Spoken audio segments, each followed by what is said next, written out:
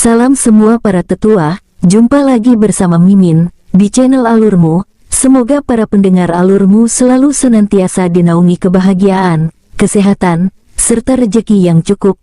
Oke, Mimin langsung lanjut ceritanya. Selamat mendengarkan dan hidupkan imajinasi para tetua. Cerita pun dimulai.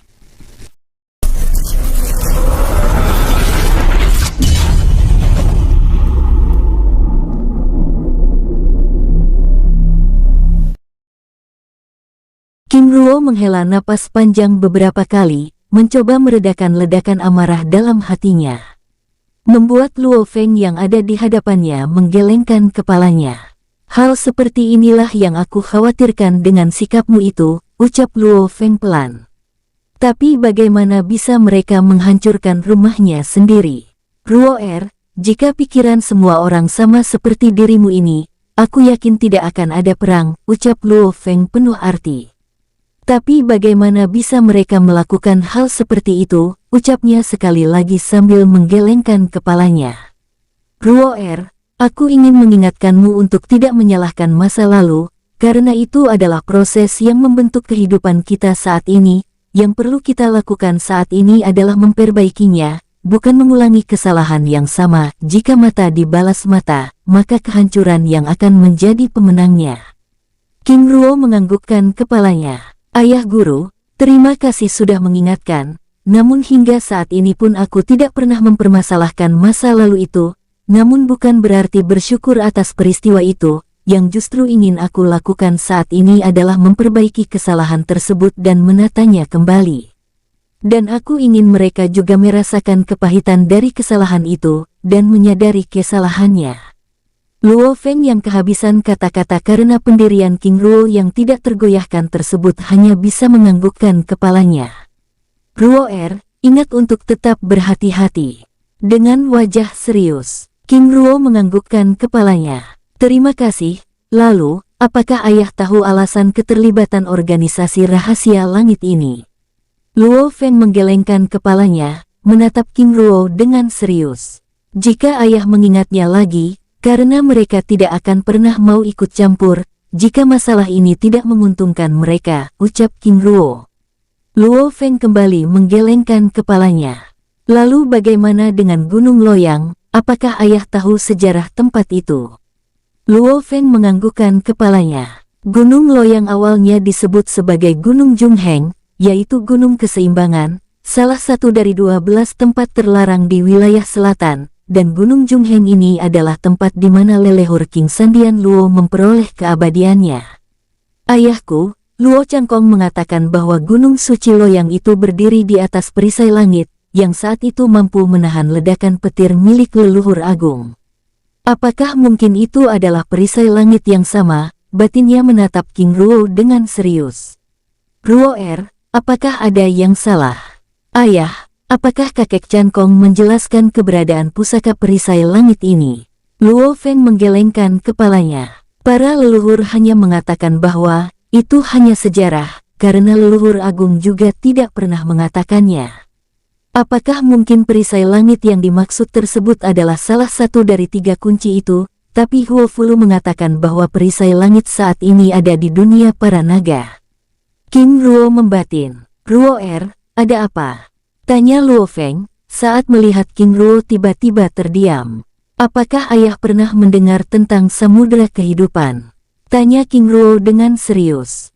Luo Feng menganggukkan kepalanya. Itu hanyalah legenda, diceritakan sebagai dunia para abadi pertama tinggal, tapi hingga jutaan tahun, tidak ada satupun yang menemukan tempat itu. King Ruo yang sebenarnya sangat penasaran dengan keberadaan ke-12 tempat terlarang di wilayah selatan yang disebutkan oleh Luo Feng, mengurungkan niatnya. Mungkin Suan Wu Suxian tahu informasi ini, batinnya, lalu berbincang-bincang santai. Saat siang hari, King Ruo lalu membawa Luo Feng keluar dari dalam dunia jiwa. Sosok mereka berdua muncul di dalam aula istana puncak utama Nanjin. Penguasa agung, penguasa muda, ucap Long Yuwei dan King Di sambil berlutut dengan hormat. Bangunlah, hormat kalian aku terima, ucap King Ruo, mewakili Luo Feng yang masih terdiam karena suasana di tempat itu. Terima kasih, penguasa muda, jawab mereka dengan hormat. King Di, Yue, beristirahatlah, aku dan ayah ada sedikit pekerjaan, ucap King Ruo. Baik, penguasa muda. Dengan sikap hormat, lalu meninggalkan tempat itu. Setelah King Di dan Long Yue pergi, King Ruo lalu memperkenalkan kawasan puncak Nanjin pada Luo Feng. Ruo tempat ini, ucap Luo Feng dengan takjub. Ayah, ini adalah istana puncak utama Gunung Nanjin. Tempat ini baru saja selesai dibangun, jawab King Ruo, sambil menjelaskan tempat tersebut yang sebelumnya hancur oleh pertempurannya dengan Ying Huoi. Ini benar-benar luar biasa, ucapnya dengan penuh semangat. Ayah, puncak utama ini akan menjadi kediaman utama kita, dan klan Ying, ucap King Ruo menjelaskan. Sambil melepas segel mantra formasi ilusi, untuk menyamarkan keberadaan mereka yang sedang memeriksa tempat itu. Setelah selesai memperkenalkan kawasan puncak, King Ruo lalu membawa Luo Feng memeriksa puncak timur, lalu bergerak ke puncak selatan. Di puncak selatan, King Ruo lalu membawa Luo Feng memeriksa pembangunan pemukiman klan pelayan, dan istana yang akan menjadi pusat pemerintahan Kekaisaranan Shen Luo yang baru. Ruo ini, ucap Luo Feng dengan mata berkaca-kaca, menatap setiap tempat yang dilewatinya dengan haru. Ayah, kawasan luar terlarang ini akan menjadi pusat pemerintahan kekaisaran yang baru, ucap King Ruo menjelaskan, sambil mengawasi klan Shen Zhenwu, Shen Hao, Shen Fang, Shen Mu, dan Shen Lin. Setelah memeriksa kawasan luar tersebut, King Ruo kembali memasuki gerbang selatan, lalu bergerak menuju puncak lainnya. Sus. Mereka bergerak di balik mantra formasi ilusi dengan tenang, hingga akhirnya tiba di puncak barat. Ruo ini benar-benar luar biasa, bahkan leluhur agung pun tidak pernah bisa memasuki tempat ini, ucap Luo Feng dengan haru, menatap kediaman keluarga cabang pertama dan kedua Shen Luo dengan takjub. Ayah, kebetulan sekali, lihat.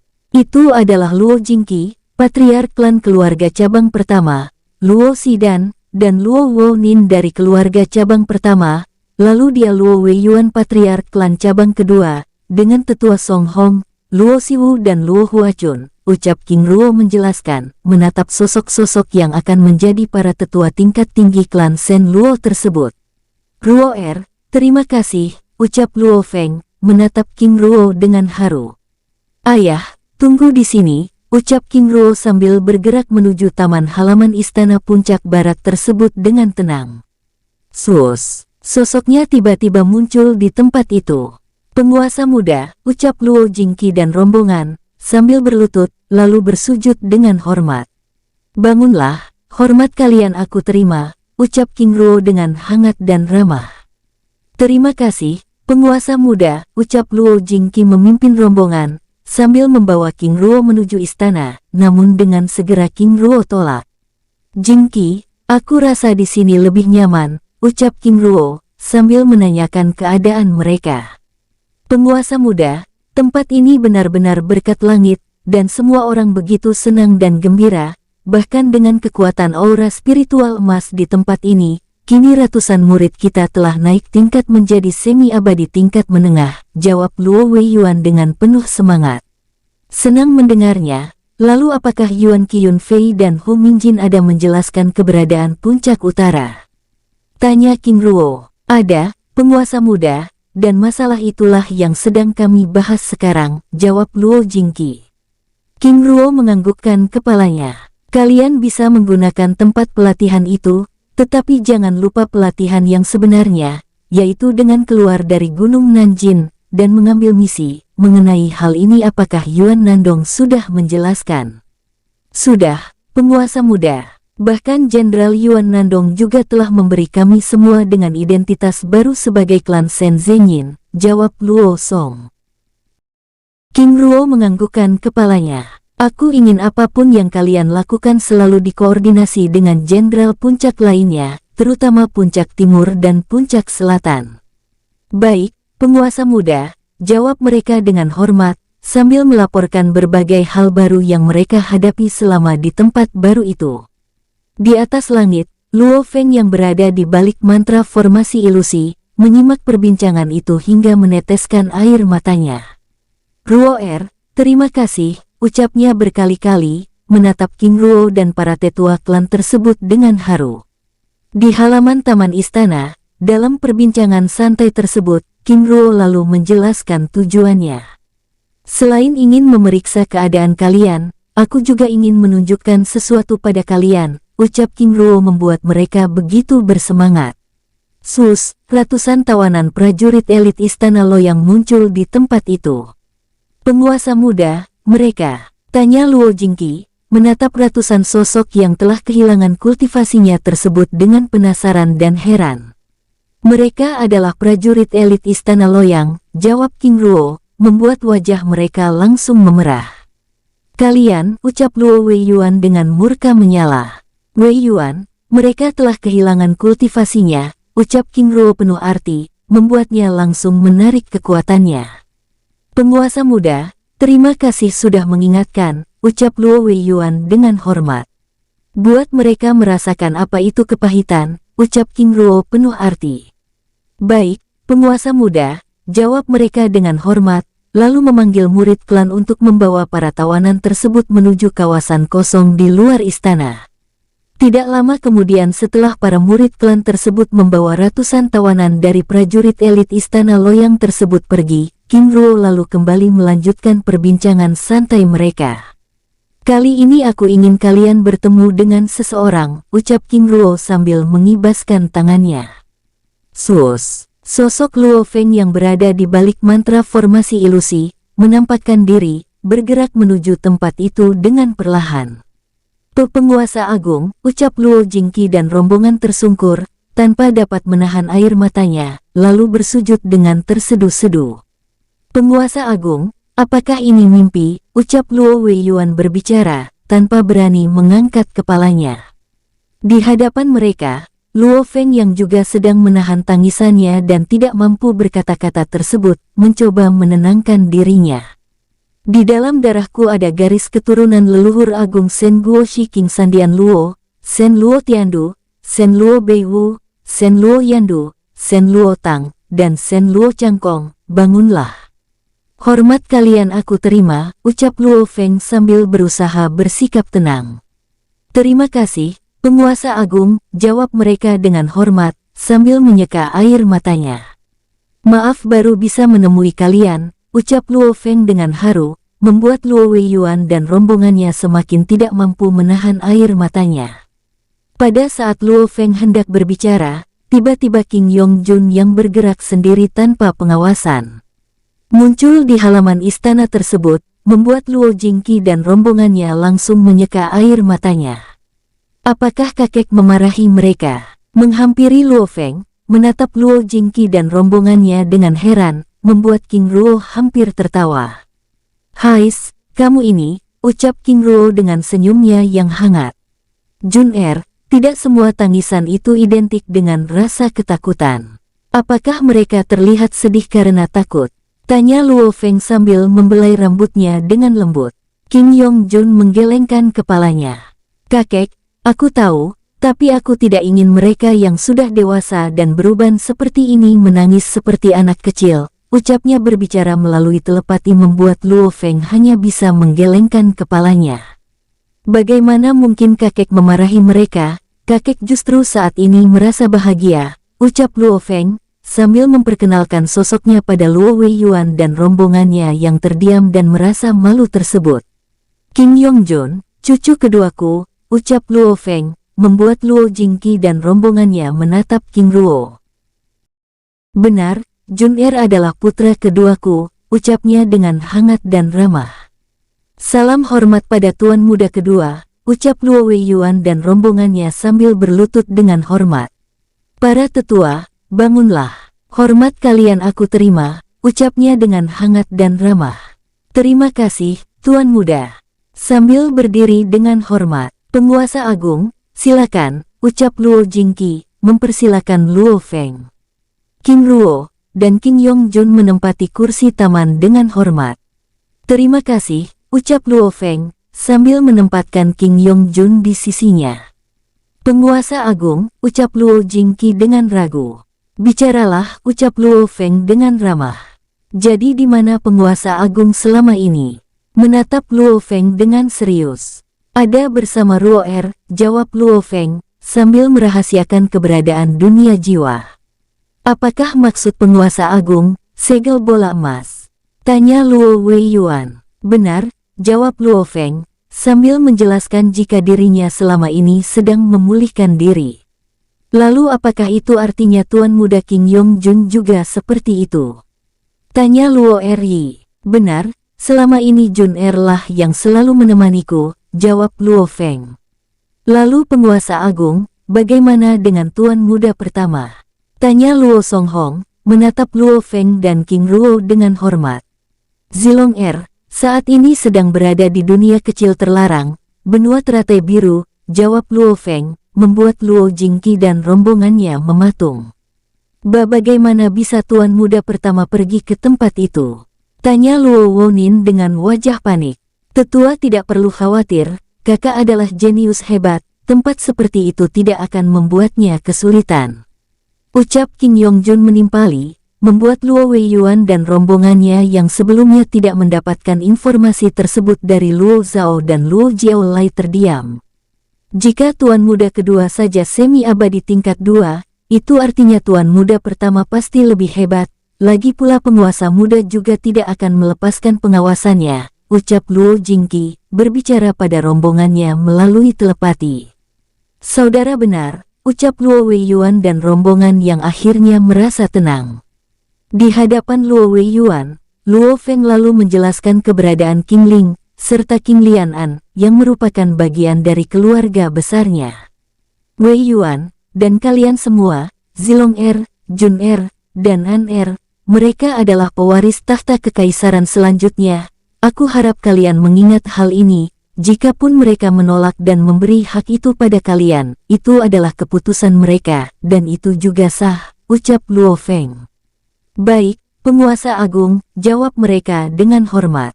Di tempat itu mereka berbincang-bincang santai, membicarakan banyak hal dengan tenang, hingga menjelang sore King Ruo lalu undur diri dari tempat itu.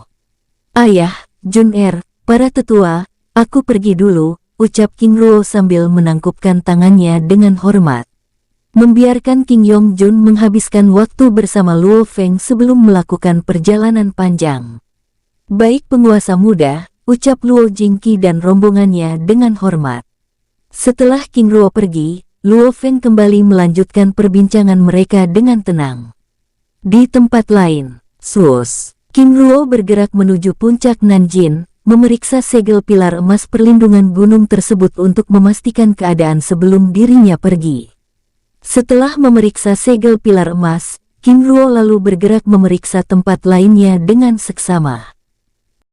Menjelang malam, King Ruo lalu kembali ke puncak Nanjin, dan beristirahat di tempat itu dengan tenang. Hari kedua di Gunung Nanjin, King Ruo menemui Shizi Hujin di puncak timur, membicarakan banyak hal penting terkait keamanan, sumber daya, dan pelatihan pasukan. Lalu di hari ketiga, King Ruo menemui Yuan Nandong di puncak selatan, membicarakan banyak hal penting terkait misi dan informasi dunia luar yang akan menjadi fokus mereka untuk mengembangkan kekuatan. Yang mulia, mutiara 5 bayangan naga ini benar-benar luar biasa, dan aku telah menguji kekuatannya beberapa kali, mulai dari kultivator tingkat Dewa Langit, hingga tingkat semi-abadi tahap puncak, sehingga sangat cocok untuk misi yang sangat berbahaya, ucap Yuan Nandong, menjelaskan kehebatan mutiara 5 bayangan naga milik klan Shen Fang tersebut. Syukurlah benda ini berfungsi dengan baik, ucap King Ruo, sambil meminta Yuan Nandong membuat program berupa misi untuk melatih setiap jenius di luar puncak Nanjin. Baik, Yang Mulia, dengan sikap hormat, tapi tetap dengan pengawasan, karena aku tidak ingin kehilangan satu pun dari pasukan kita, ucap King Ruo dengan serius. Baik, Yang Mulia. Setelah membicarakan banyak hal di tempat itu, menjelang malam King Ruo lalu kembali ke puncak Nanjin. Lalu beristirahat di tempat itu dengan tenang.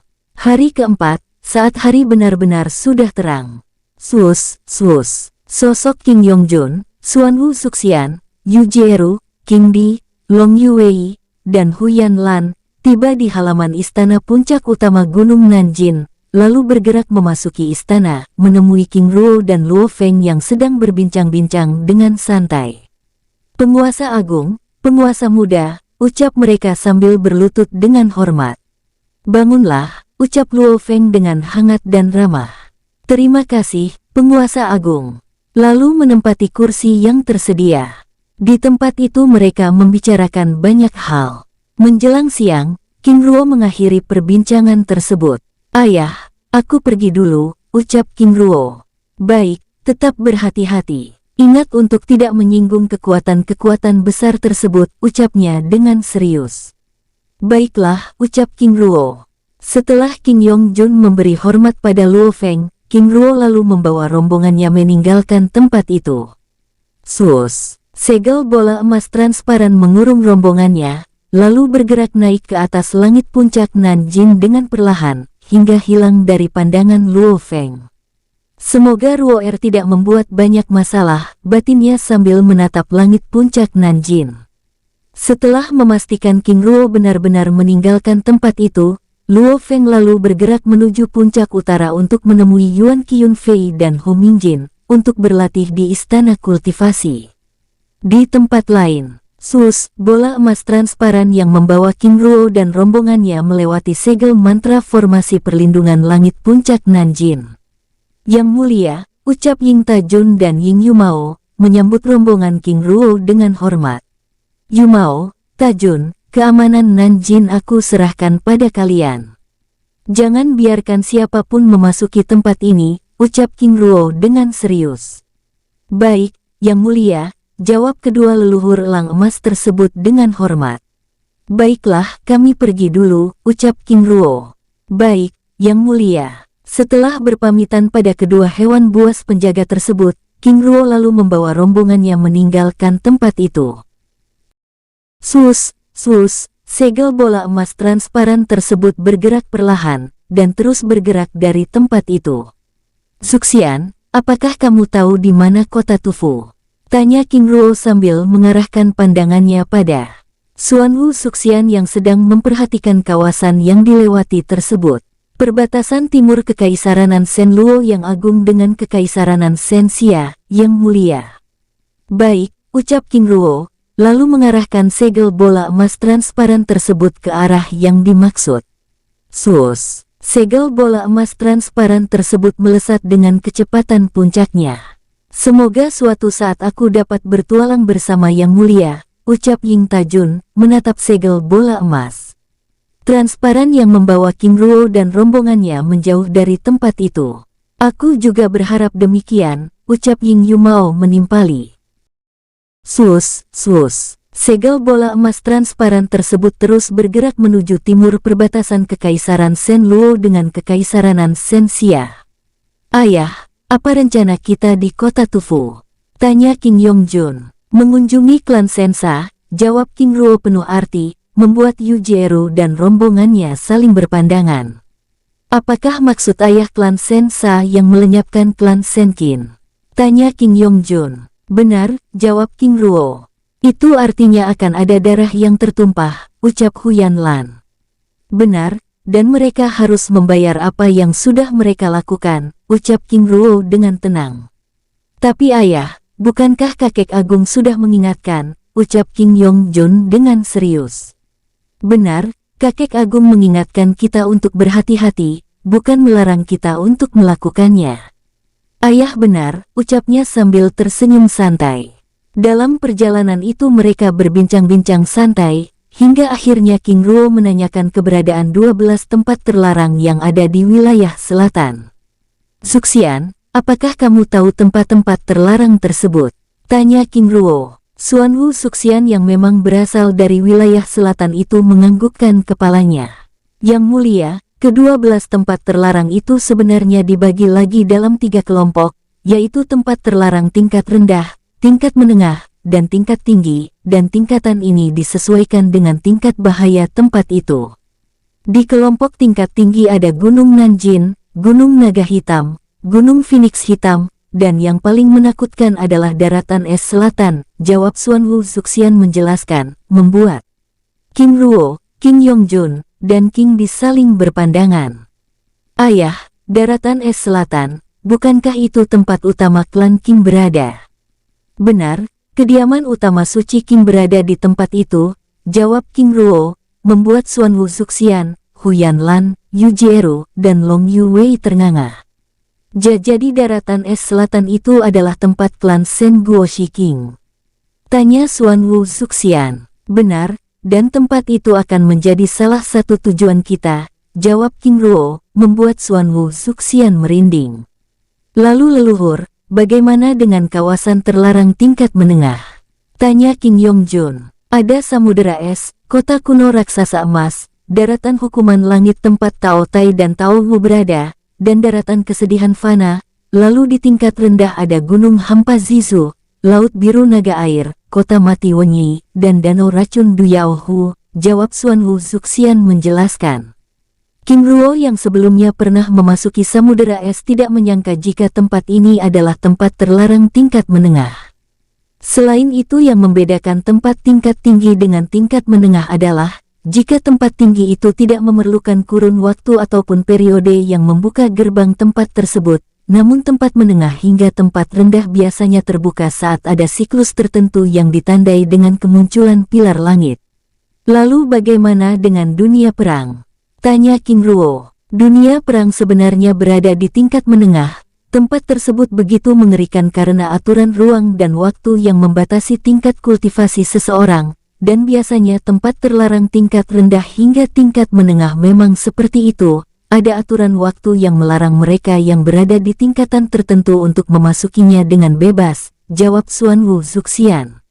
Lalu ayah, bagaimana dengan Gunung Suci Pingxie dan hutan gelap? Tanya King Yongjun. Menurutmu? Tanya King Ruo sambil berbincang-bincang santai. Sus, segel bola emas transparan tersebut bergerak. 3 hari kemudian, mereka akhirnya keluar dari wilayah Kekaisaran Shen Wang, lalu bergerak memasuki wilayah Kekaisaran Shen Xia. Ayah, apakah kita tidak beristirahat sejenak? Tanya King Yongjun. Tentu, tapi kita akan beristirahat di tanah emas membara Yinyi, jawab King Ruo. Apakah maksud ayah kita akan beristirahat di ibu kota Kekaisaran Shen Xia? Benar, jawab King Ruo dengan tenang. Baik, ayah. Dengan penuh semangat. Kawasan ini benar-benar tenang, ucap Hu Yanlan, sambil memeriksa setiap tempat yang dilewati dengan seksama. Benar, dan ini terlihat menakutkan, ucap Long Yuwei. Jika kawasan ini bisa begitu tenang dan damai, itu artinya tempat ini dijaga oleh kekuatan yang luar biasa. Ucap King Di menimpali, sambil berbincang-bincang santai bersama rombongannya. Menjelang malam, tiba-tiba King Ruo mengurangi kecepatannya. Ayah, ada apa? Tanya King Yongjun. Sepertinya kita sedang diawasi, jawab King Ruo. Tapi kami tidak merasakannya, ucap Yu Jieru. Itu artinya kekuatan mereka sudah berada di tahap abadi, jawab King Di menimpali. Benar, dan mereka tidak hanya satu, ucap Xuan Wu Zuxian menimpali, membuat Hu Yanlan dan rombongannya menjadi tegang. Tenanglah, selama kita tidak menyinggung mereka, mereka juga tidak akan mengganggu kita, hanya saja kita akan tetap berada dalam pengawasannya, ucap King Ruo dengan santai. Lalu ayah, apa yang harus kita lakukan? Tanya King Yongjun. Tetap tenang, bersikaplah seolah-olah kita tidak mengetahui keberadaan mereka, jawab King Ruo. Tapi, penguasa muda, bagaimana jika mereka menyerang kita? Tanya Long Yuwei. Semoga saja tidak demikian, jawab King Ruo dengan tenang. Sus, segel bola emas transparan tersebut bergerak dengan tenang. Sepanjang malam, King Ruo dan Xuan Wu Zuxian terus merasakan keberadaan kelompok tersebut, bahkan 2 hari kemudian, King Ruo masih merasakan keberadaan mereka, membuatnya merasa tidak nyaman. Sosoknya tiba-tiba berhenti di atas puncak gunung. Yang mulia, ada apa? Tanya Xuan Wu Zuxian dengan khawatir. Tenanglah, aku hanya ingin berbicara dengan mereka sejenak, jawab King Ruo sambil meminta Xuan Wu Zuxian melindungi King Yongjun dan rombongannya. Baik, Yang Mulia. Dengan sikap hormat, sosok King Ruo tiba-tiba bergerak, meninggalkan Xuan Wu Zuxian dan rombongannya, bergerak seperti kilatan cahaya, melesat menuju keberadaan kelompok yang terus bergerak mengikutinya tersebut. Dalam hitungan detik, King Ruo yang langsung mengubah tampilan wajahnya dengan wajah Dai Fengsu, muncul di hadapan kelompok tersebut. "Kamu," ucap pemimpin kelompok terkejut, karena tidak menyangka King Ruo mengetahui keberadaan mereka. "Kemampuan penyamaran kalian masih kurang rapi, dan itu membuatku tidak nyaman. Jika ada yang ingin dibicarakan, maka sampaikanlah," ucap King Ruo dengan serius, membuat ke-10 sosok yang ada di hadapannya tersebut terdiam. "Tindakanmu memasuki kawasan ini membuat kami juga tidak nyaman," ucap pemimpin kelompok dengan tatapan tidak senang. "Itu artinya kalian melarang kami, lalu mengapa tidak disampaikan dari awal? Jika kalian sulit untuk mengatakannya, maka segel saja wilayah ini. Bukankah itu sangat mudah?" Kata-kata King Ruo membuat rombongan itu terdiam, bahkan beberapa sosok mulai menunjukkan wajah tidak senang. "Jika tidak ada yang ingin dibicarakan, maka aku akan melanjutkan perjalanan, tetapi ingat, jangan mengawasiku lagi.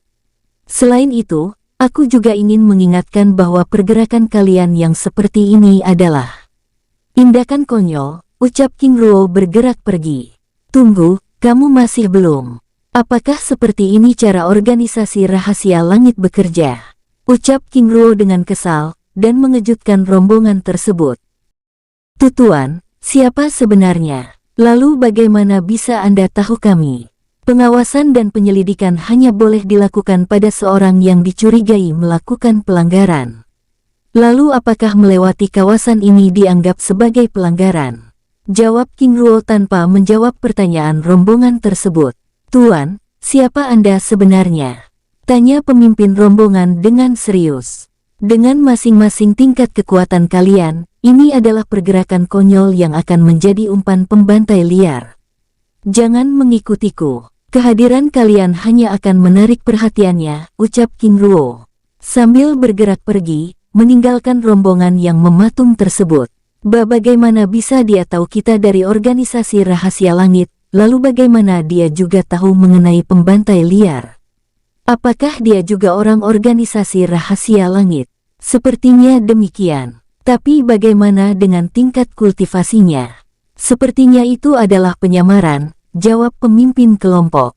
Apakah itu artinya rombongan tersebut adalah para abadi juga? Sepertinya demikian. Lalu saudara, apa yang harus kita lakukan? Sebaiknya kita juga menyamar dan bergerak seperti mereka, jawab pemimpin pasukan. Baik, lalu bergerak meninggalkan tempat itu. Di tempat lain, King Ruo muncul di hadapan King Yongjun dan rombongannya. "Yang mulia, bagaimana?" tanya Xuan Wu Zuxian. "Tenanglah, semua baik-baik saja, sepertinya mereka adalah orang dari organisasi rahasia langit," jawab King Ruo, yang menjelaskan dirinya menakut-nakuti mereka. "Lalu, ayah, apa tanggapan mereka?" tanya King Yongjun. "Sepertinya mereka mendengarkan," jawab King Ruo, lalu membawa rombongannya tersebut melanjutkan perjalanan. "Sepertinya ayah mendengar peringatan kakek agung Luo Feng," King Yongjun membatin, menatap King Ruo dengan perasaan lega. Sus. Segel bola emas transparan tersebut bergerak menuju ibu kota Kekaisaran Sensia dengan kecepatan puncaknya. 2 hari kemudian, menjelang sore, mereka memasuki daratan tanah membara Yingyi. Dari jauh, mereka dapat melihat 2 patung raksasa kilin emas, berdiri tegak di gerbang timur kota, membuat kota besar yang berada di atas gunung batu mengambang raksasa tersebut semakin megah. "Ayah," ucap King Yongjun. "Itu artinya kita sudah tiba," jawab King Ruo dengan tenang. "Yang mulia, apa rencana kita selanjutnya?" tanya Xuan Wu Zuxian. "Kita akan berpisah, gunakan identitas klan Shen Zhenyin," ucap King Ruo sambil menatap King Yongjun dan yang lainnya. "Baik, penguasa muda, lalu berapa lama kita beristirahat di kota ini?" tanya Yu Jieru. "Jun jawab King Ruo, menatap King Yongjun yang tampak begitu antusias. 2 hari ayah, apakah boleh?" "Baik, kita akan beristirahat di kota ini selama 2 hari, jawab King Ruo. Ayah, aku ingin pergi bersama Paman Liang Hao dan Paman Long Yuwei. Baiklah, ucap King Yongjun, yang ditanggapi King Ruo dengan menganggukkan kepalanya dengan ramah. Terima kasih, Ayah. Jika demikian kami pergi dulu, ucapnya dengan penuh semangat. Baik, ucap King Ruo dengan tenang. Setelah King Yongjun, Yu Jieru, dan Long Yuwei meninggalkan tempat itu, King Di dan Hu Yanlan lalu pergi bersama, meninggalkan King Ruo dan Xuan Wu Zuxian yang masih berada di tempatnya. Yang mulia, ucap Xuan Wu Zuxian, menatap King Ruo dengan penuh arti. Awasi Jun Er dan yang lainnya dengan diam-diam, ucap King Ruo dengan tenang. Baik, Yang mulia, jawabnya dengan hormat, lalu bergerak pergi. Setelah Xuan Wu Zuxian pergi dari tempat itu, King Ruo lalu bergerak naik ke atas langit. Sus, sosoknya terus bergerak di balik mantra formasi ilusi, memeriksa wilayah daratan emas suci membara Jinyi dengan seksama. Dari atas langit, King Ruo dapat melihat puluhan ribu pasukan kilin emas yang bersembunyi di balik mantra formasi ilusi, berjaga di beberapa titik pengintaian dengan tenang. Benar-benar penjagaan yang begitu luar biasa. King Ruo membatin, sambil bergerak dengan tenang. Tidak lama kemudian, saat mendekati kawasan langit kota, tiba-tiba segel mantra formasi yang menyegel tempat itu bekerja, mendorong King Ruo menjauh dari kawasan tersebut. Sus, sapuan angin lembut yang dapat meledak tersebut mendorong King Ruo hingga ratusan meter. Segel perlindungan kota yang sangat kuat. King Ruo membatin, sambil mengedarkan mata emas. Memeriksa segel tersebut dengan tenang. Segel mantra formasi ini benar-benar luar biasa. Apakah ini dibuat oleh seorang abadi? Batinnya, lalu kembali bergerak mendekati langit kota, sambil mengedarkan teknik rantai mutiara 6 bintang. Sus, kekuatan segel pembunuhan yang sangat begitu luar biasa tersebut kembali muncul, namun kini seperti mendorong ruang hampa. Sus, dengan tenang King Ruo terus bergerak mendekati langit kota tersebut, lalu melewati perisai segel mantra formasi perlindungan langit kota. Sus, sosoknya lalu bergerak menuju istana kekaisaran Senxia dengan tenang. Di tempat lain, King Yongjun, Yu Jieru dan Long Yuwei masih bergerak mendekati gerbang timur ibu kota kekaisaran Senxia dengan tenang, hingga akhirnya tiba di pos pemeriksaan yang berada 1 kilometer dari gerbang kota. Tuan, identitas dan tujuannya, ucap prajurit pasukan kilin emas yang berjaga dengan hormat. Dengan tenang, Yu Jieru lalu menunjukkan lencana klan Shen Zhenyin, sambil menjelaskan tujuannya ingin yang beristirahat di kota itu, membuat prajurit jaga tersebut begitu terkejut. Tuan, apakah ini klan Shen Zhenyin dari kota bunga Semi Selatan? Tanya prajurit tersebut, menatap Yu Jieru, Long Yuwei dan King Yongjun dengan serius. Benar, jawab Yu Jieru, membuat prajurit tersebut langsung memanggil komandan pasukannya. Tidak lama berselang, prajurit itu kembali bersama komandan dan jenderal kota. Tuan-tuan, apakah betul kalian dari klan Shen Zhenyin? Tanya sang jenderal. Benar, jenderal, jawab Yu Jieru, sambil menunjukkan lencana emas klan Shen Zhenyin. Kebetulan sekali, mari tuan-tuan, ucap sang jenderal, hendak membawa Yu Jieru dan rombongan memasuki gerbang kota.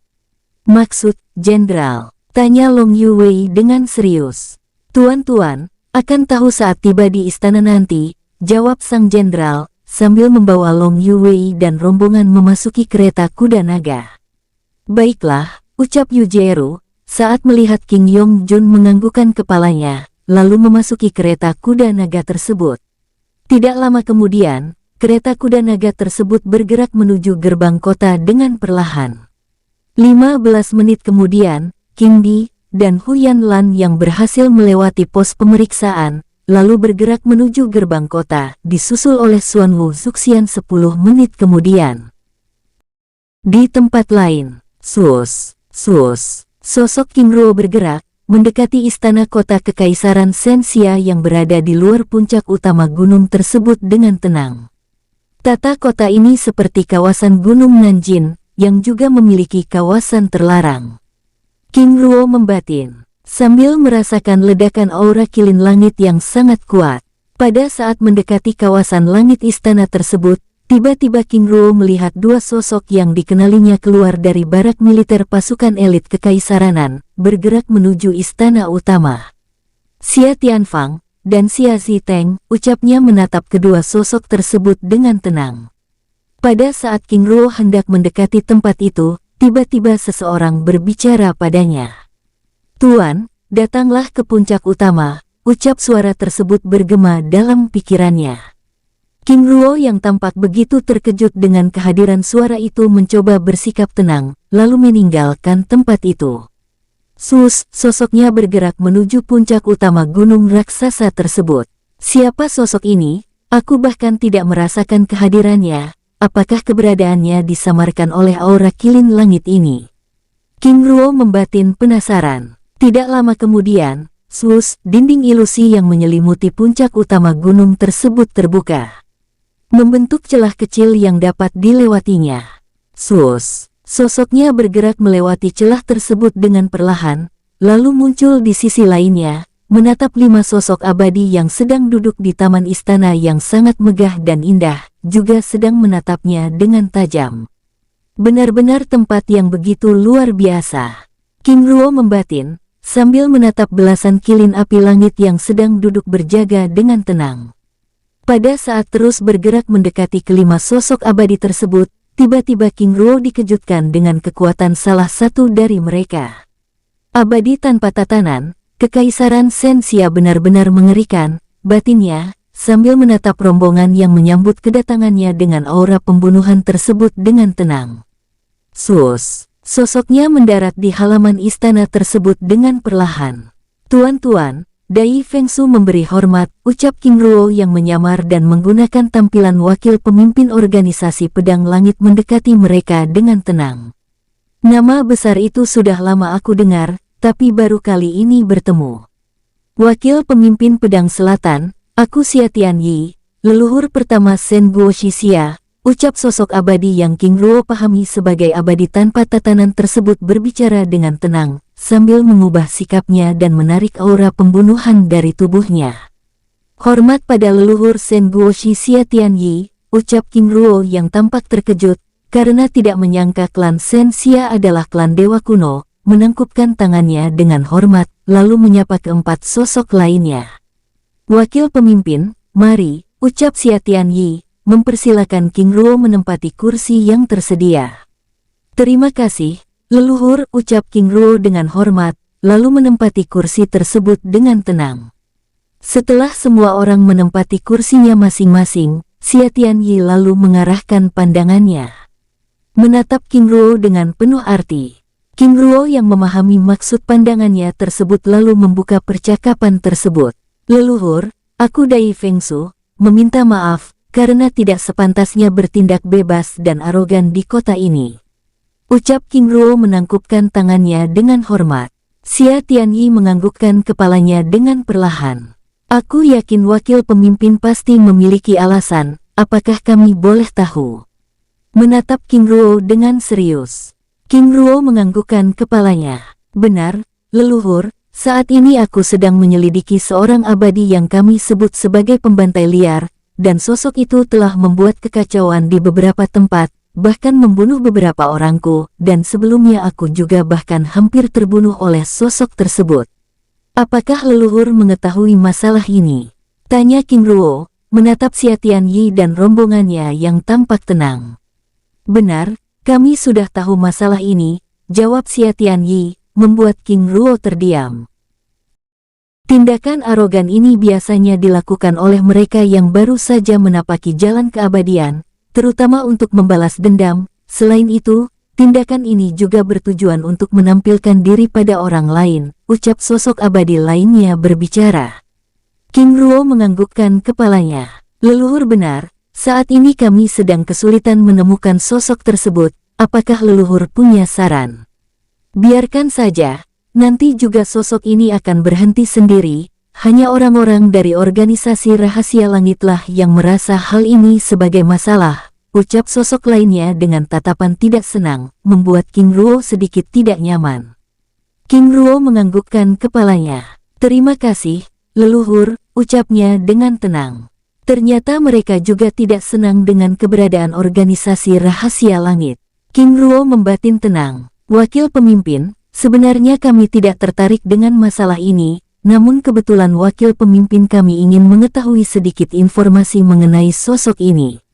Apakah wakil pemimpin bisa menjelaskan? Tanya sosok abadi lainnya bertanya. King Ruo menganggukkan kepalanya. Tidak banyak yang dapat aku jelaskan mengenai sosok ini, karena selain menggunakan topeng perak, dan kadang juga menggunakan topeng emas, sosok ini juga memiliki banyak teknik pertarungan, terutama teknik rahasia dari dewa-dewa kuno, jawab King Ruo. Apakah ada hal khusus lainnya? Tanya Xia Tianyi. Abadi tanpa tatanan, jawab King Ruo dengan tenang, membuat mereka terdiam.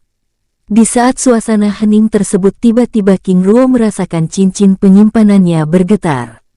Apakah telah terjadi sesuatu? Batinnya terdiam karena tidak bisa memeriksa cincin penyimpanannya di tempat itu. Leluhur, apakah ada lagi? Tanya King Ruo yang hendak pergi dari tempat itu. Sepertinya cukup, jawab sosok lainnya, menatap King Ruo dengan serius.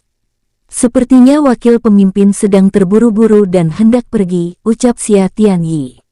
Benar leluhur, ucap King Ruo dengan tenang, membuat keempat sosok lainnya tiba-tiba tertawa, namun tidak dengan Xia Tianyi, membuat King Ruo segera mengambil sikap waspada. Dai Fengsu, apakah orang-orang organisasi rahasia langit selalu bertindak seperti ini? Tanya salah satu dari sosok tersebut dengan tatapan dingin. Maksud leluhur? Tanya King Ruo dengan tenang. Memasuki rumah orang lain dengan bebas, lalu datang dan pergi begitu saja. Apakah memang seperti itu cara kalian bekerja? King Ruo menggelengkan kepalanya. Tentu saja tidak, tetapi ada di dalam situasi tertentu mereka bisa bertindak seperti itu. Jawaban King Ruo membuat Xia Tianyi dan rombongannya saling berpandangan dengan heran. Mereka... Apakah maksudmu organisasi rahasia langit lainnya? Benar, jawab King Ruo. Lalu bagaimana dengan dirimu? Tanya sosok abadi lainnya. Karena aku bukan anggota organisasi rahasia langit, jawab King Ruo dengan santai. Lalu siapa kamu sebenarnya? Tanya Xia Tianyi menatap King Ruo dengan serius. King Ruo yang berhati-hati dalam menggunakan identitas aslinya tersebut terdiam beberapa saat. Mempertimbangkan identitas yang akan digunakan, membuat tempat itu menjadi hening. Dai Fengsu, apakah kamu sedang berpikir untuk melarikan diri? Jangan naif, seorang abadi lainnya berbicara. Benar, apalagi sudah memasuki tempat suci kami, ucap sosok lainnya menimpali. King Ruo menggelengkan kepalanya sambil tersenyum santai. Leluhur, aku juga bukan anggota organisasi rahasia langit, jawab King Ruo dengan tenang, mengubah tampilan wajahnya, sambil menunjukkan lencana emas klan Shen Guoxiyin. Shen Guoxiyin, ucap Xia Tianyi dengan serius. Benar, jawab King Ruo dengan sikapnya yang tenang. Dai Fengsu, pemimpin kalian Qian Mian terkenal dengan sebutan 1000 wajah. Apakah kamu ingin mengelabui kami dengan cara seperti itu? Ucap sosok lainnya, yang kini mulai berdiri. Leluhur, apakah kalian tidak tahu begitu mendominasinya mereka di utara?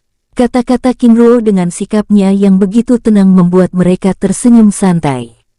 Dai Fengsu, bicaralah, karena itu adalah kata-kata terakhirmu, ucap sosok lainnya. King Ruo menggelengkan kepalanya. Benar-benar situasi yang sulit, batinnya. Leluhur, teknik perubahan wajah adalah teknik yang bisa digunakan oleh siapa saja, tetapi tidak dengan kekuatan darah. Alasan aku bisa menggunakan tampilan Dai Fengsu tersebut karena dia adalah tawananku. Dan perlu juga aku tegaskan, bahwa kedatanganku ke wilayah selatan ini adalah untuk memburu mereka, ucap King Ruo. Berbicara tanpa bukti, ini benar-benar tidak lucu, ucap sosok lainnya membuat King Ruo merasa tidak memiliki pilihan. Semoga ini membantu, batinnya. Sus. Sosok Dai Fengsu yang terikat segel rantai hitam, muncul di tempat itu, membuat Xia Tianyi dan rombongannya saling berpandangan. Tutuan, Ucap Dai Fengsu terbata, menatap King Ruo dengan wajah pucat pasi. Dai Fengsu, apakah kamu mengenali mereka? Tanya King Ruo. Leluhur pertama Shen Guoshi Xia Tianyi Tuan, jawabnya terbata, membuat para leluhur klan Shen Xia tersebut begitu terkejut. Bagaimana bisa kamu tahu namaku? Tanya Xia Tianyi dengan serius. Karena wilayah selatan ada di bawah pengawasanku, Tuan, jawabnya terbata. Jadi selama ini kamu mengawasi kami? Tanya sosok abadi lainnya. Benar Tuan. Bahkan kalian juga diawasi oleh keempat organisasi rahasia langit lainnya, jawab Dai Fengsu dengan jujur, membuat tempat itu menjadi hening. Lalu, siapa dia? Tanya Xia Tianyi, sambil mengarahkan pandangannya pada King Ruo. Pembantai Liliar, Tuan, jawabnya terbata, membuat Xia Tianyi dan rombongannya langsung mengambil sikap waspada, menatap King Ruo dengan serius.